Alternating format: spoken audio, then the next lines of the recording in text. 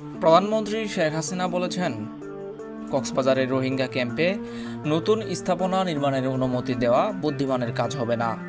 কারণ জোরপূর্বক বাস্তুচ্যুত মিয়ানমারের জনগণকে আশ্রয় দেওয়ার জন্য ব্যাপকভাবে বন উজাড়ের কারণে সেখানে ইতোমধ্যেই পরিবেশ ও বাস্তুগত ভারসাম্যহীনতা দেখা দিয়েছে।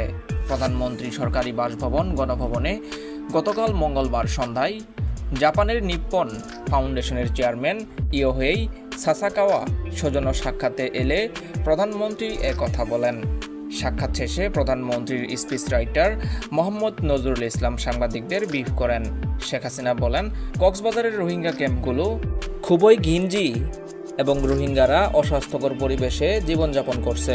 তিনি আরও বলেন, তাদের ভাষান্তরে নিয়ে যাওয়া হলে তাদের জীবনযাত্রার মান উন্নত হবে এবং তারা আরও ভালো থাকবে। তিনি 6 বছর ধরে বাংলাদেশে আটকে পড়া জোরপূর্বক বাস্তুচ্যুত রোহিঙ্গাদের তাদের মাতৃভূমি মিয়ানমারে প্রত্যাবাসনের জন্য ইয়োহেই সাসাকাওয়ার সমর্থন কামনা করেন।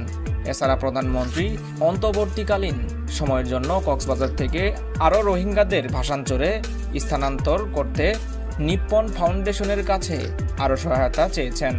বর্তমানে নিপ্পন ফাউন্ডেশন রোহিঙ্গাদের জন্য বিভিন্ন ধরনের সহায়তা প্রদান করছে।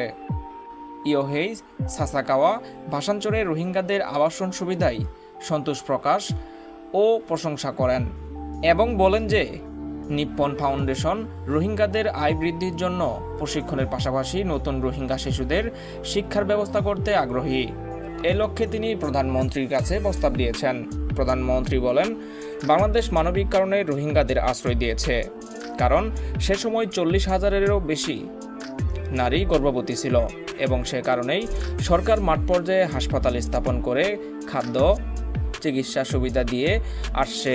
তিনি আরও বলেন, বেসরকারি বিভিন্ন প্রতিষ্ঠান এবং আন্তর্জাতিক সংস্থাগুলো পরবর্তীতে রোহিঙ্গাদের সহায়তা করতে সরকারের সাথে যোগ দেয়।